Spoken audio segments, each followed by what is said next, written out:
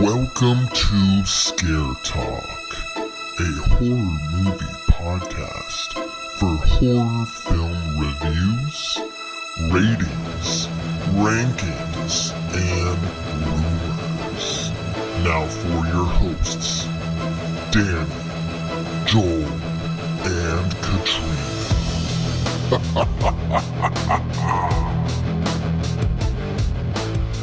Oh yeah, this is Scared Talk. I am Danny and I'm here with cackling Katrina, yeah. And we've got Joshy Joe, yeah. Hey guys, what's up? Joshy. Oh man, All Joshy. right. Okay, we're back for Insidious Chapter 2. Getting ready for Insidious 5. Joel, who is in this one? All right, so this one stars Patrick Wilson. He was in Lakeview Terrace. Is that a really good movie? Bone Tomahawk, Hard Candy, if you remember that one. Oh. And Watchmen. Yeah. And then we got Rose Byrne. She was in Spy. Was Melissa McCarthy like action comedy from a couple years ago? That's pretty funny. Knowing with Nicolas Cage, it's like alien movie. Oh yeah. And The Internship. That's funny. Yeah. Love that one. And then we got Barbara Hershey. She plays Josh's mom. She was in Black Swan, Beaches, and Hoosiers, which is my least favorite sports movie ever. Okay. Yeah. It's on like everyone's like number one list, and I just can't stand it. This was written by Lee Winnell. He did the story and the screenplay. He's written Insidious chapters 1 through 5, so he's definitely involved in this entire franchise. Wow, he wrote them all? Yeah. Wow. Yeah. Okay. Characters are created by him too, so like this is more his franchise than James Wan. Oh wow. Cooties. And he's in them. Yeah. He puts himself in them. He's Specs. He's one of the comedy duos. Okay. He's the guy with the glasses. Okay. The one with specs. He did the screenplay for Cooties, which is an Elijah Wood horror comedy. Oh. And Upgrade, which is an action sci-fi movie. So he's done a lot of stuff. Elijah Wood horror comedy. Horror comedy, yeah. And this was directed by James Wan himself. It's the last one that he's doing. Last one he's doing. He directed Death Sentence, Malignant, your favorite movie. Yeah. Oh. Aquaman, and Dead Silence. All right, so this one is about the Lamberts again. They're back. They believe that they have defeated the spirits that have haunted their family, but they soon discover the evil is not beaten so easily. Bam. That's it. I feel like there was supposed to be more to it than Yeah. I'm like the way you ended that sentence.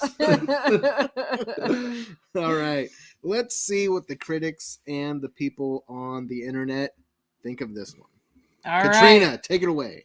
So IMDb says Internet Movie Database. IMDb. Maybe that'll help. I don't know. It's the D and the B together. Yeah. I always want to say BD. Yeah. So, they gave it a 6.5 out of 10. Okay.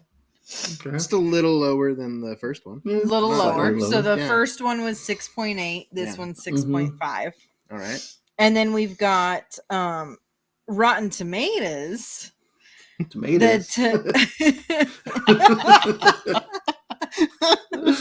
Fried green tomatoes. Okay. The tomato meter gives it a 38%. Wow. That is not fresh.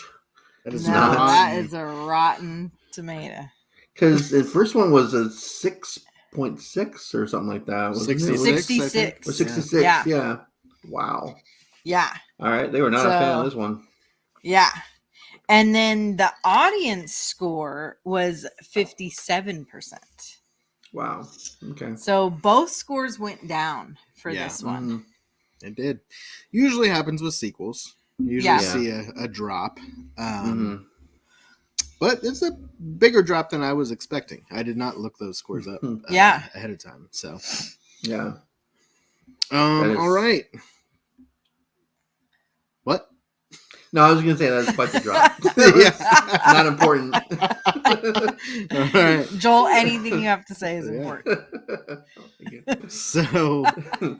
So yeah, we're picking up right when Insidious ends. Yeah. Is where we're picking up this one right after the is when this one starts. We do get a little bit of the we get a flashback. Like an overlap. Yeah, there's like that last scene again we get to see. Well, first we get a flashback. You're right. Yeah, we get with when Josh was a kid. Yeah. Which, yeah, we'll talk about that. But yeah, I think I know what you're gonna say. And then we get to see that last scene again from Insidious, and then we get to see, and then it, then we go from there. So this movie's about kind of, what's up with Josh? Is he Josh? Is he not Josh? And then the woman, what's going on with her? Is she a woman? Yeah, that part. What part is got, a woman? Oh. That part got into like, it was almost like two movies combined into one. It was like two full different storylines together. And I wonder if that and I wonder if that's what got the scores so much lower. Was like, okay, what movie are you trying to do here? In that area. So they were trying to figure out, this whole kind of who the woman is. They were kind of trying to figure that out and trying to figure out what's going on with Josh.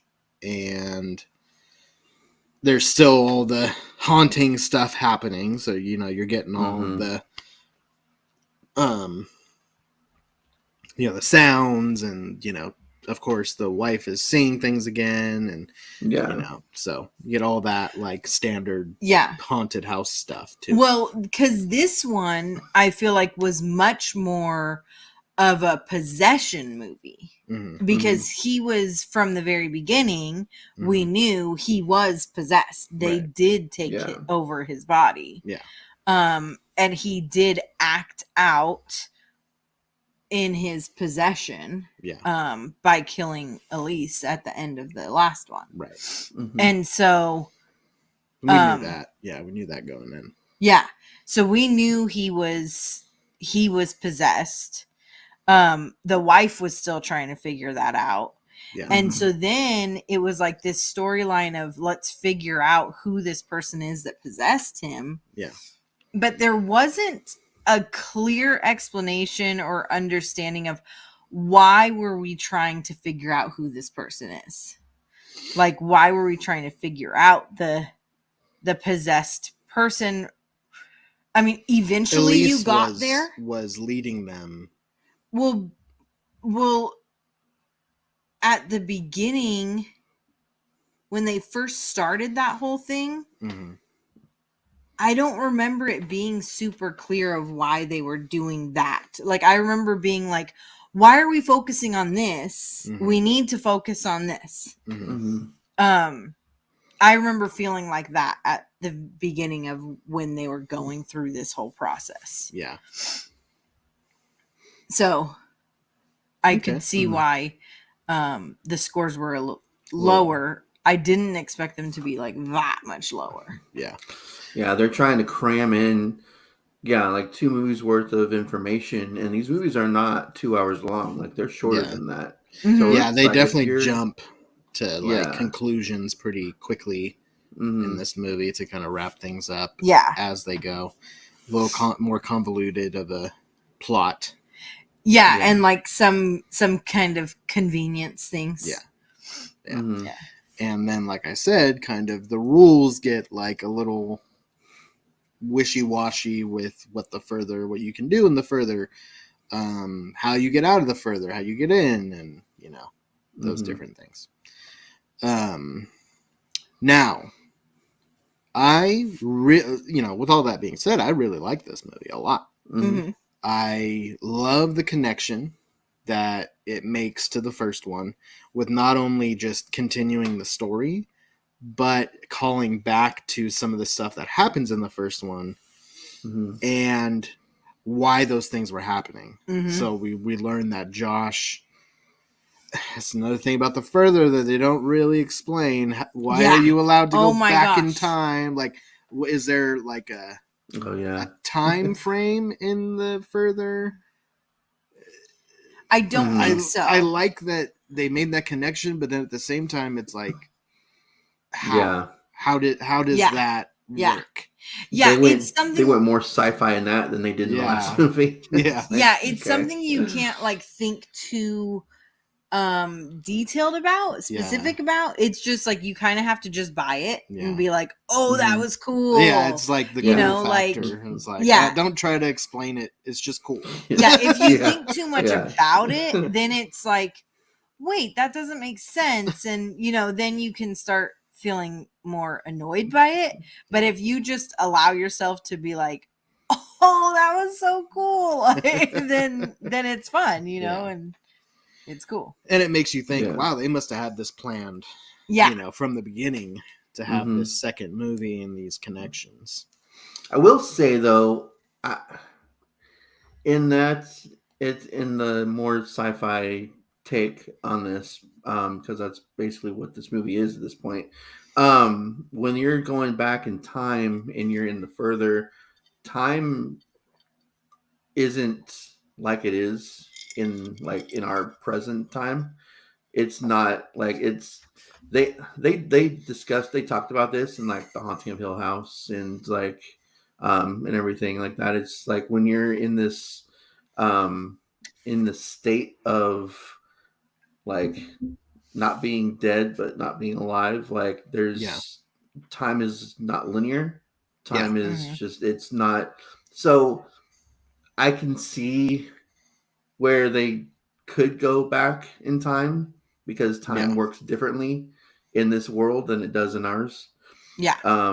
So that's kind of like reaching though, but I mean, well, and that's where you just kind of have to buy it. And I could buy going back in time, whatever, like you can make up your rules, but that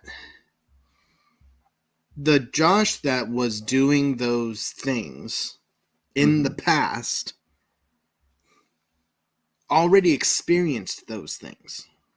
Does that make sense? Like, because the Josh that is in the further in the second movie already experienced those things that happened in the first movie, but now he's going and doing those things to experience. Well, that's where earlier the time doesn't match up.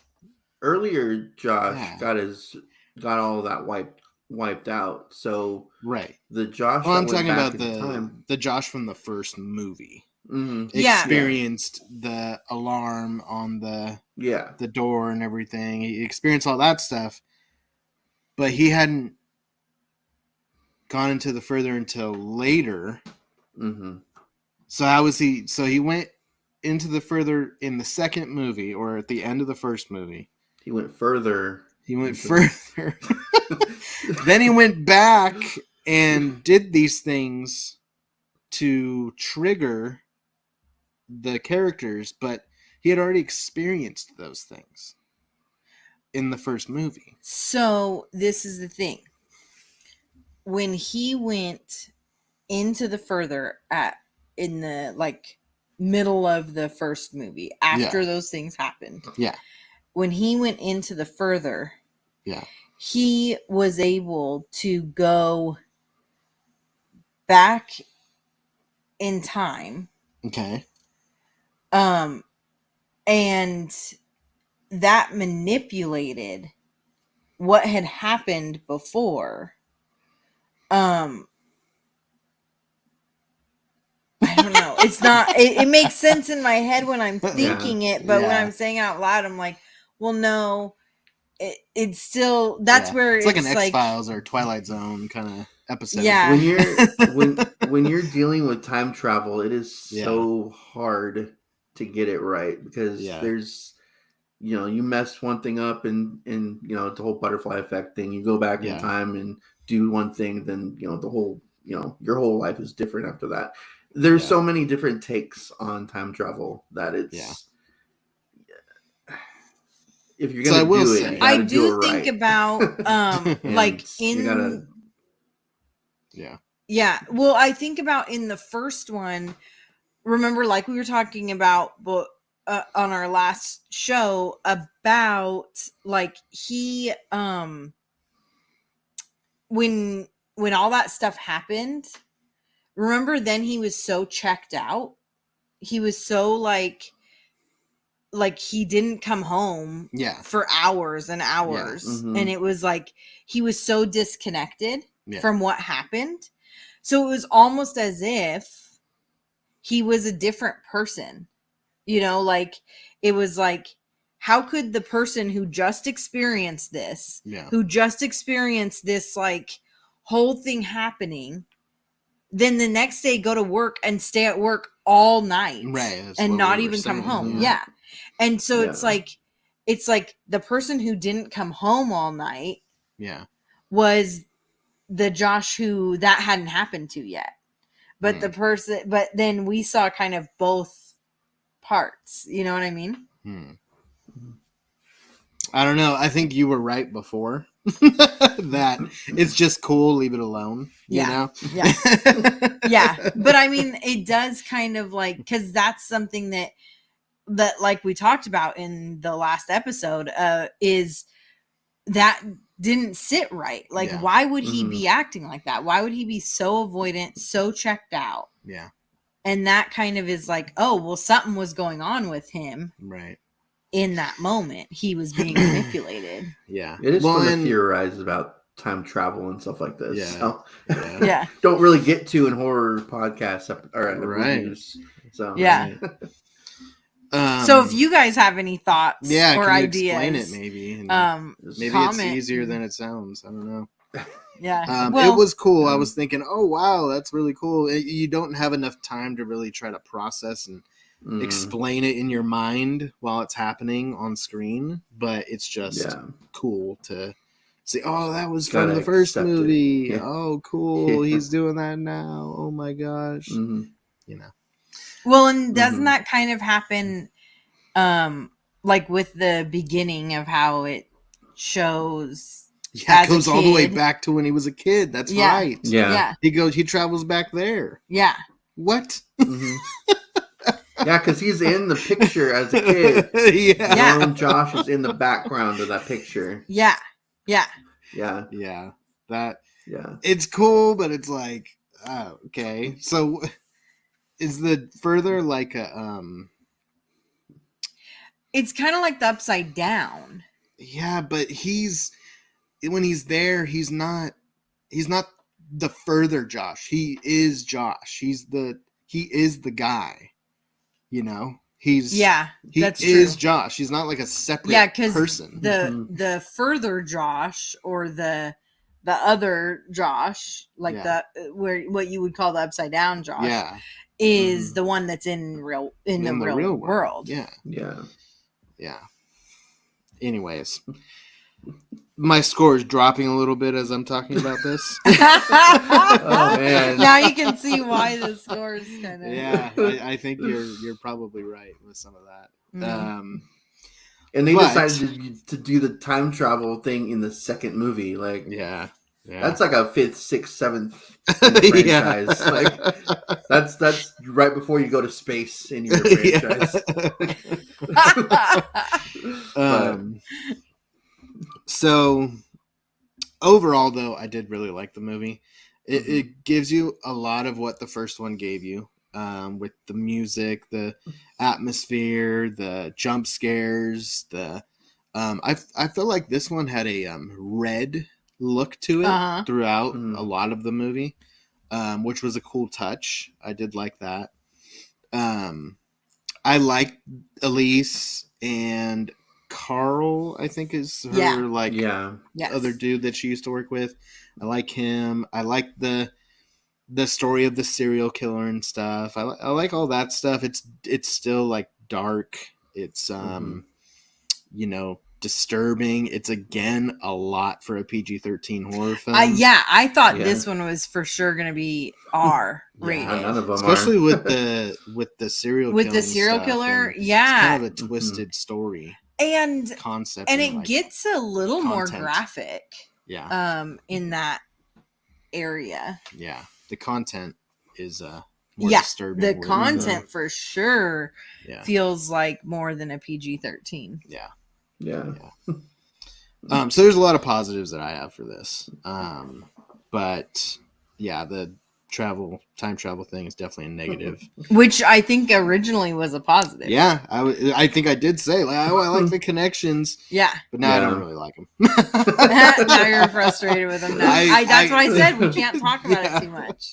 I really liked the because I don't think that this was really said in the first one at all, because there wasn't anybody good in the first one trying to make the real world people like trying to signal to them.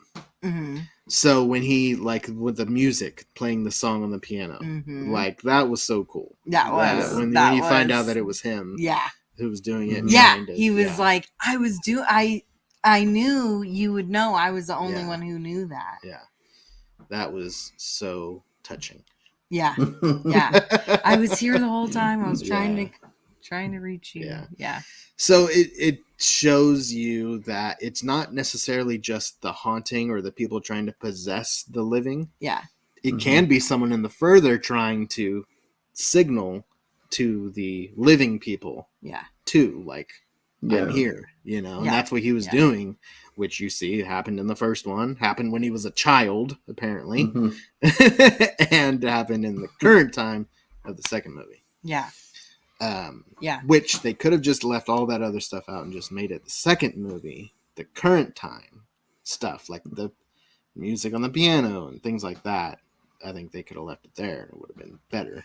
But, I think where they went too far, because I think that the like connection with the first one, it was just so cool and so like, oh my gosh, that's what happened, that you didn't really give it a second thought. You just accepted it. Yeah. I think where they went too far was going all the way back to childhood and having Big Josh in the picture with little Josh. Like, that's where it was like, but it doesn't give you enough time to really like pick it apart. Because then you like, oh, what how is that? And then he's like going to the door, and then it's like, oh, now we're going to the door, now we're going into the further. Oh my gosh. This is crazy. And so then, the rules of the further just get so like, I don't even know what the rules are anymore. And then the another cool thing is the whole can with the string, the phone talking, with the kids, the old school telephone thing. Yeah. Which was cool. But then you can bring that into the further. So he like goes to sleep with it and he's able to just, that's how he finds his way back because he has the string. The string's just, never ending now. What's the string connected to? It's connected to his body in the real world.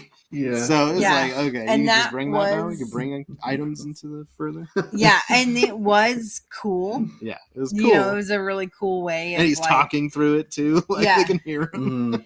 And it was a really cool way of like him knowing how to get back because he knew it was going to be hard to find his way back. Yeah. Because he's been lost in there before. Right. And so it was like, okay, now your guys are figuring out how to manipulate the further and stuff. And it was a connection to, him and his brother earlier in the movie. So, yeah. Some cool connections. but not extremely explainable, and doesn't make necessary? a lot of sense. Yeah, or necessary. Yeah, not really necessary. Yeah. I would like to talk to Lee Winnell. Maybe we can get him on the show. That would, he can I would love that. If we can get Lee Winnell on the show, then we know we've made it big. Because he's a big time writer now and director. He's directed a couple of movies that we've talked about. Yeah, or we'll talk about in the future. So I liked Carl. I liked the whole like how he is able to communicate with the further. How long did it take you guys to realize that was not Elise that he was talking to? Because it was pretty immediate for me, like that it was not her. It with was with the dice. With the dice. Yeah. Oh, I was pretty sure right away. Okay. Yeah. I don't remember if I. I remember thinking right when they like were like, okay, I was like, how are you so sure that this is Elise telling you to go there? The candles flickering, the lights going off and on. Like this is a little like intense. It's not what she would do. Yeah. It's like, I thought that she would. Yeah, I thought she would connect a way different way. Yeah, and because it was the serial killer who was connecting, and he wanted to that led them to the hospital. And, to the whole story. Yeah, it's like, come on. Well, and then some of you guys are smarter than this. Elise is what in heaven, and she can go to the further, and then go back. That was the thing that's I was waiting for you to point that out. That was another area that was kind of unexplained about the further. Was that it's supposed to be like for like the bad, to be in. Yeah. And the ones that didn't transition completely. Yeah, it's like the purgatory. And limbo. She was able to voluntarily go back over there even after being all the way transitioned. Yeah. But she's traveler. Elise. Yeah. So you just don't question it, and you're like, heck yeah, she's still in the movie. Yeah. So it's like, okay, I will accept this because she's the best person in the movie. And she just knew that Carl wasn't supposed to be there. He was just knocked out. And I guess he can go into the further if you're knocked out. You don't have to be a traveler. Yeah. So. Because he's not a traveler. He was just like a guy that worked with her. Well, but I think he was kind of in purgatory. So he was like kind of almost dead? Yeah. Okay. I think that for a moment he was. Yeah. He got knocked out. Getting strangled and like... Which was I really enjoyed. So... Really enjoyed him getting strangled? No. Leading up to that... as much as I didn't care about that storyline in the first movie, I do like the whole like the old woman overtaking him kind of thing.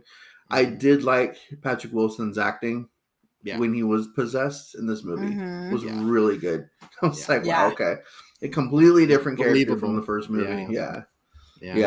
And the Jack Nicholson. He had some Jack Nicholson scenes toward the end. Yeah. Like The Shining. Yeah. He was really good possessed. He was a really good possessed character. And that's what and that's why I mentioned the strangling, because that was possessed Josh.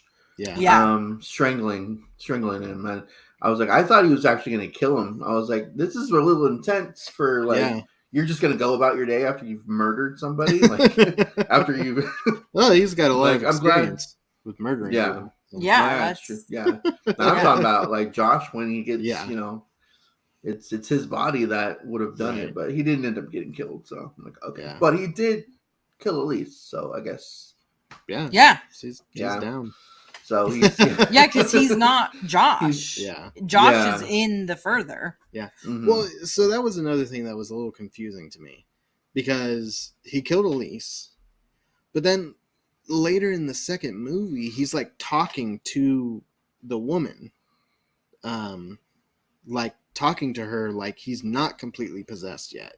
Like it's kind of still, she's still kind of taking him over, and he's talking about how he doesn't want to do this, and he's kind of arguing with her, like in the bathroom. I think they're in the bathroom, and he's arguing with her. So it's like, is he completely possessed? Because then, like, yes, he was completely possessed when he killed or tried to kill Carl, and he looked very different. Yeah, like he was sick, and they were saying that he was sick. So it was like, it was kind of like a process. So, because after that, because after he got completely possessed, after that conversation, he didn't try to reach her. Like there was no more playing of the piano. There was no more of the different things he was doing, moving the toy and whatever. He wasn't doing that anymore. He was completely possessed at that point. But so before point, he was back and forth.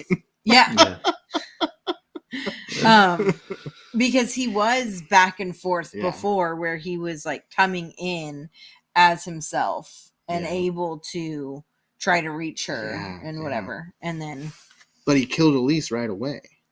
Yeah, because he got possessed then. Yeah. But then he got access, It was, well, yeah, that one was just out of pure anger.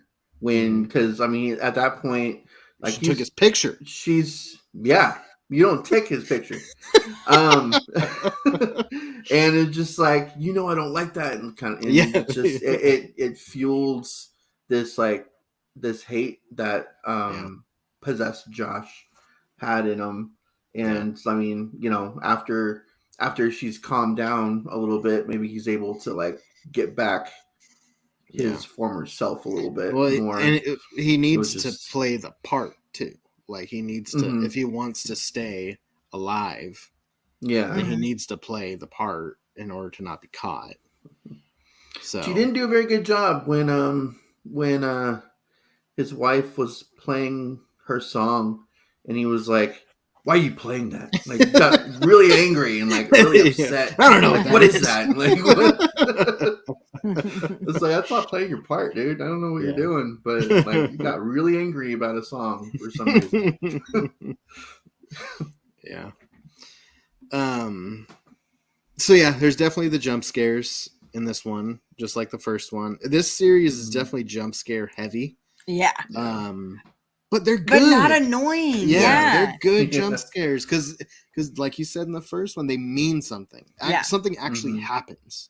It's not like, oh, it was their friend touching their shoulder. Like in every other movie. Or the tuna can opening super loud. It's like actual things that are happening. Like actual scares. So it builds tension and suspense when you're like, okay, something's gonna happen. I know it. And those are the jump scares that I'm okay with. It's not like a scene transition where it's like a super loud train going by or something like that. It's genuinely in the scene. It plays out in something actually happens. It's meaningful. And except for Insidious. Every time. Just gotta be prepared for that, because I think they're in all of them. And at the end, then the music at the end is like, oh my gosh, I'm gonna lose my mind if I don't turn this off right now. All right, I have one more negative. Oh, go ahead, Joel. Okay, I was actually gonna say negative too. Okay. I didn't talk about the beginning. So that's what I was gonna say. Yeah. All right, I'll let you say it. We'll see what it is. Okay, I'll do the beginning. So their flashback scene to when Josh is a boy, and I mean, they did a good job with getting actresses that looked similar to grown Elise and grown Josh's mom. Did they need the Elise voiceover for? Oh my god! Exactly. Yes. That's so bad. I think we all have to say that. Because they didn't even try to make her sound younger. Yeah, it was that's like the thing. 70-year-old Elise talking in this, you know, 20, 30-year-old woman's body. And it's like we would have understood that it was Elise. Yeah. Like we didn't need her voice. Yeah, it did not match up. It was so bad. No, oh my gosh. And it just made the whole scene just distracting and just And that's how you're opening your movie. Like that's not a good way of opening, guys. You're really, you know, putting your foot in your mouth already, like so early on in this movie. It got better, but it's just not a I kept asking him, like, is there something wrong with our movie? The volume? What's going on with the sound? I was like, yeah. And, you know, that part of that is, yes, not matching with her, but part of that is like the voice acting too. Mm-hmm. So she's maybe not the best voice actor. Because it seemed like just bad acting. That's kind of what it looked like. Yeah. And so, as the scene went on, because it's kind of a longer scene, I was getting used to it. I was kind of like adapting to it a little bit. Just close your eyes and imagine it's actually in that scene.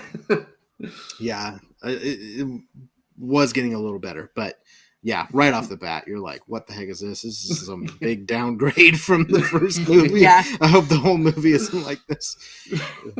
And right away, he was like, I was waiting for you to say something. Oh, man. Also, the whole, like, serial killer thing was cool. I didn't like I thought the mom of the child was incredibly...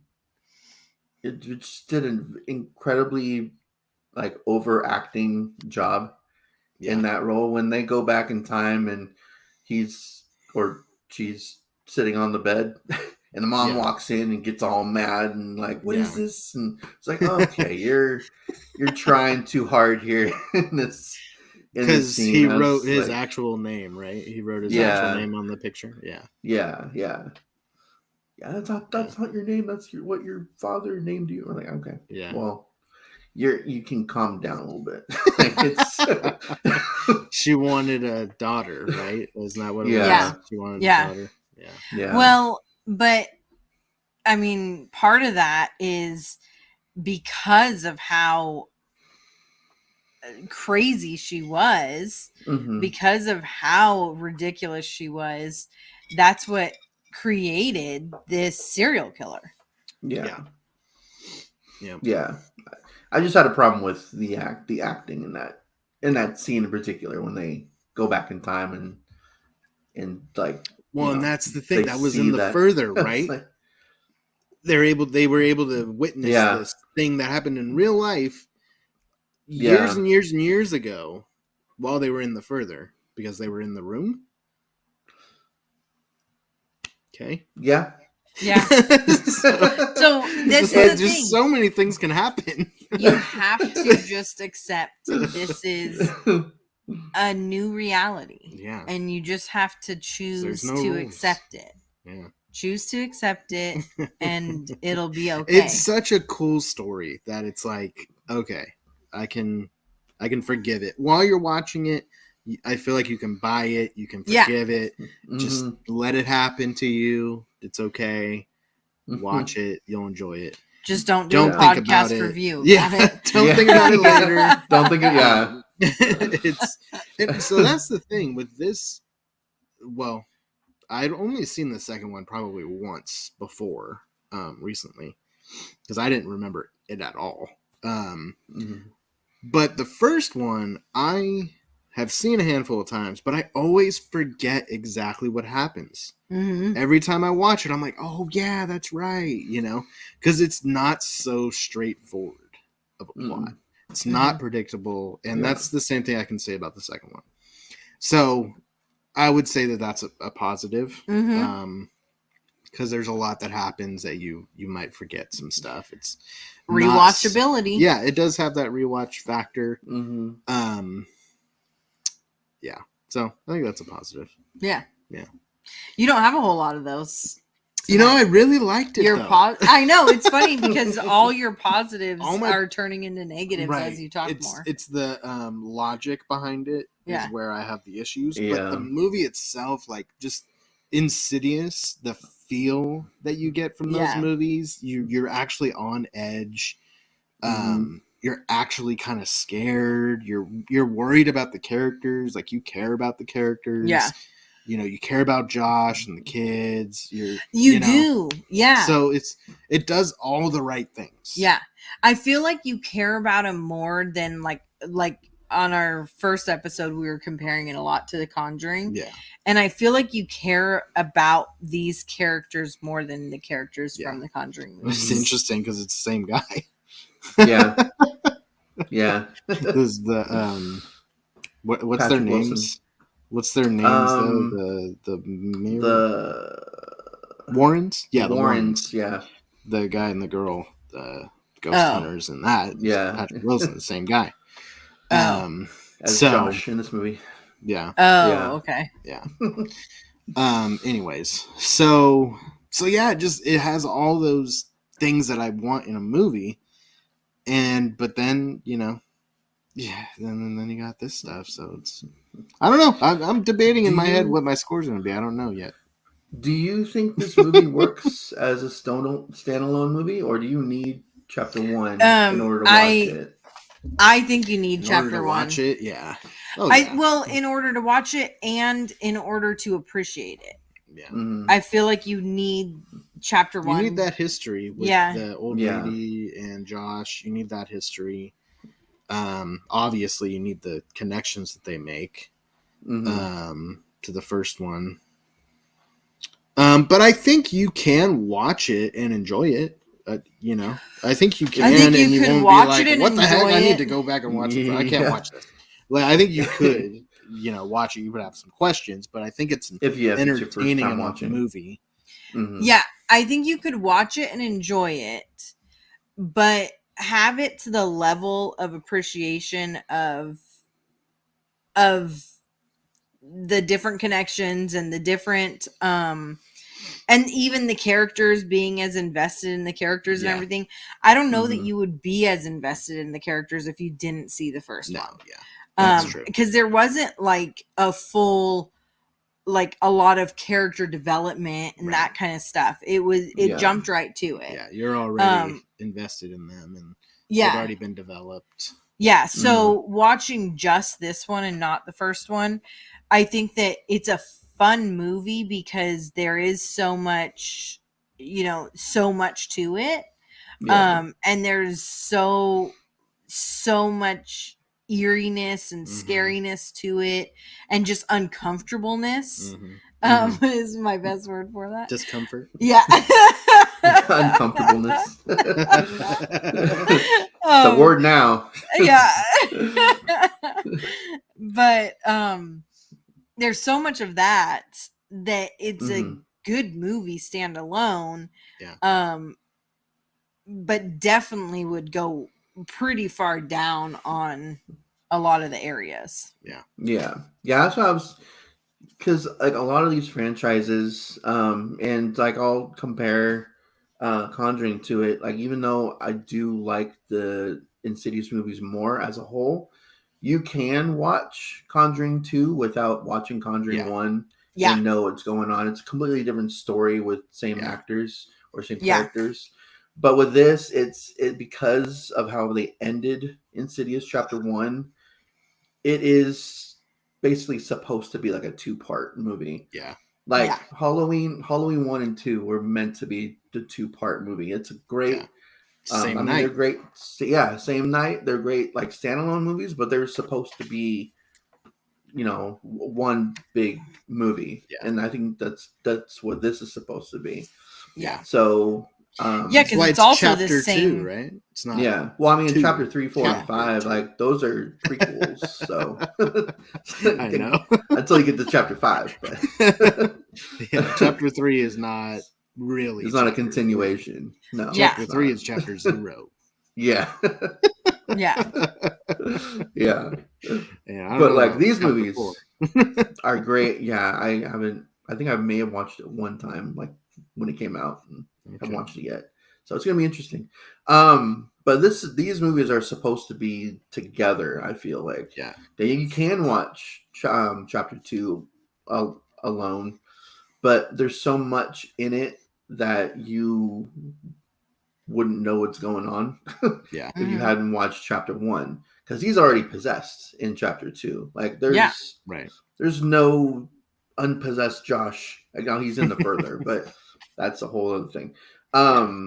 Like there's so much going on in both of these movies. That's maybe that's another reason why the score was so low. Maybe some people didn't watch chapter 1 before they watched chapter 2, and they're not going to know what's going on. Like, I don't know why you would watch a sequel to a movie that you haven't watched before, but whatever. I don't remember when it came out, if there was a lot of hype for it. I can't remember. Because there was a lot of hype because of the first one. Like, I could see people going and seeing this without having seen the first one. Yeah. But I don't remember. I don't remember these. I remember, like, they were good. Horror fans liked them, but I don't remember it being like as big as The Conjuring. Yeah. No, I think when did this one? This one may have come out the same year Conjuring came out, 2013, 20. So maybe people were Conjuring was. So maybe people were seeing a double feature, going to see Conjuring and Insidious Chapter 2. But yeah, I mean that's because they're not disconnected from one another. Like, would you fully enjoy it on its own merit if you haven't watched Chapter 1 yet? Which is a very dangerous game to play in horror, because not a lot of people, like, I don't know, there's connections between franchises that is necessary, but to have a movie that is pretty dependent on you watching the movie before it in order to really fully appreciate the movie itself is not something that is done that often in horror. So, but unless it's some like big established, I'm thinking of like Halloween Kills, Halloween Ends. Those are all connected. Insidious wasn't established. No, Insidious was the second movie, third maybe, that James Wan even directed. Like, he wasn't even. I mean, he was well known for Saw, but like that was basically it. For the most part. And so, like, there's, to start your franchise on on basically a two-parter is risky. This is I don't even think it's. So this was Blumhouse. Yeah. But I don't think it was, like, because they didn't have like the Blumhouse logo in the beginning of either of the first two movies. I don't even think it's on the third one either. It's just Jason Blum is like the producer. So, it was like the beginning stages of that production company too. Yeah. So they were like, really trying to launch these franchises even back then. Yeah, pretty much. Yeah. They've been trying to put their name on everything in the past. Like, I think they attached themselves to the paranormal movies too. I'm pretty sure they were Blumhouse. Yeah. So even way back then, and those helped Blumhouse for sure. But yeah, I was just asking if what you guys is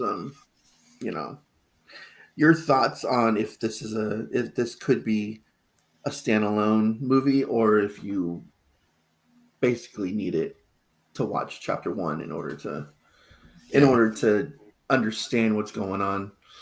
in it. So yeah, I would say so.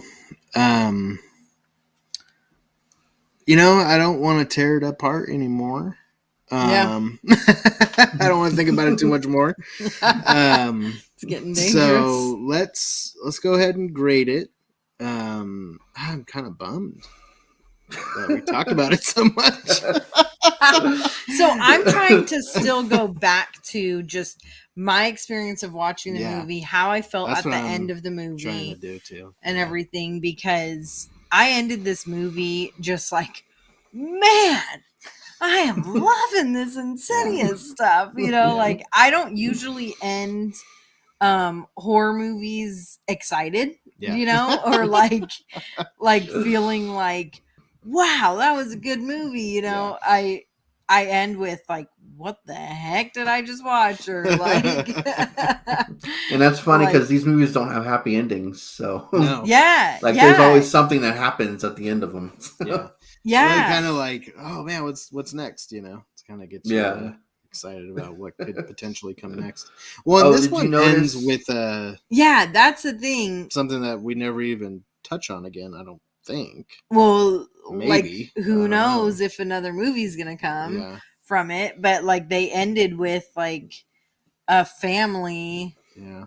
Going this different family. Did you see who the little girl was at the end? Yeah. That was probably her first role, Jenna Ortega. That was Jenna Ortega? Really? Yeah. Yeah. We're going to have to look up that scene again. Yeah. That's funny. She's the one who was like, who's that lady behind you or whatever? Yeah, when it was Elise over there. Yeah. That's funny. Yeah, so that's the thing is like, I was like, okay, when are we going to get that? Yeah. So I don't know what 4 and 5 are about. Yeah. I'm obviously not going to. 5, I know, is about the family. Don't tell me. There's trailers. I'm not watching the trailer. I'm not watching it because I have enjoyed this so much going in and just not knowing what is about to happen. Okay. He wanted to tell me so much. He just told me about number 5. Well, he just said the family. He didn't say we don't know what family. So the family. Could be the Conjuring family for all we know. I don't know. Crossover. Yeah. All right, so grades. Yeah, let's go do some grades. Okay, did you figure it out? Not yet. So you go ahead. Okay, so I'm going to go with what I originally was already planning on giving it. I'm not changing. So I'm going with a 90. Okay. I gave the first one a 93. Yeah. So I'm going with a 90 for this. I did like the first one a bit better. But I still felt like this one deserved an A because I ended just so like, I love this series. All right. Joel? I think I'm gonna go with an 88. That's what I'm going with. Oh, really? Man. I liked it. It's just not not as superior as the first one. And for me, were you go ahead. What? Oh, you can keep going and then I'll ask. For me, it is dependent on watching the first movie. Yeah. I'm not going to put this one on sometime like in the future. If I'm going to put it on, I'm going to put on Insidious Chapter 1 and then Insidious Chapter 2. Yeah. Okay. I already know the story, but I feel like you have to. Like, if you wait a year or two or longer, like I feel like I would have to go back to the first one. Yeah. Because I forget what the first one like completely is about anyways. So I'm not gonna go to number 2. Yeah. So because it's not one that I'm gonna just like put on without watching the first one. I'm just it kind of lowers the score for me a little bit. Okay. So was it 88 before we started talking, or did it lower while we were talking? I don't think it lowered. I wasn't sure where I was going. It was always going to either be 88 or 89. I just wasn't sure which one. Okay. I just went with 88. But it's not one it's one that I've always liked. I've seen it a couple times now, but it's not as good as the first one. Yeah. And for me, it is a big part of it is because you need to watch the first movie in order you're to stuck watch on that before man. this one. I am. That's really important. Yeah. Well, I mean, I like watching movies out of order, Mr. Halloween 5. Yeah, Halloween 5, man. Just throw that on. No problem. I can't just throw on Insidious Chapter 2. Okay, that's fair enough. I don't know. I guess I just don't think about that when I don't know. That's good, though. I like that. Can it stand alone on its own as a good movie, or do you need to have the other ones first? It's good. Yeah. Good job, Joel. Okay, so you're giving it an 88 as well. Yeah, 88. And then is that a change score? What was your score originally? Yeah, so I was gonna be in the 90s. I wasn't sure. It was gonna be between 90 and 93. I wasn't gonna put it above the first one. Equal to, potentially? It could have been equal to, yeah. I really enjoyed it, but I've seen it twice over the last month or so, and then talking about it, it was just went down a little bit. But 88 is still really good. Yeah. Especially for a sequel, that's way better than really high than IMDb and Rotten Tomatoes gave it. So yeah. That's a really high score for a sequel. So yeah, it is. Okay. All right, cool. Well, look out for our next one, Insidious Chapter 3. And if you went through this whole thing and you did not watch or listen to our first Insidious review, well, I don't know why you would do that. It's just like the movie. You gotta listen to the first one. Yeah. You will be we totally referenced lost. the first one a few times. Yeah. You're gonna hate. Don't listen to this. You're gonna hate our show. At the very end. Don't listen to this. Yeah, at the very end. If you haven't listened to Chapter 1, do not listen to this one until you do that. until you but yeah, go check it out if you haven't, I guess. And we're gonna get up to Insidious Part 5 or Chapter 5. So look out for those. And this has been Scare Talk. Sleep tight. Don't let Elise bite. Oh.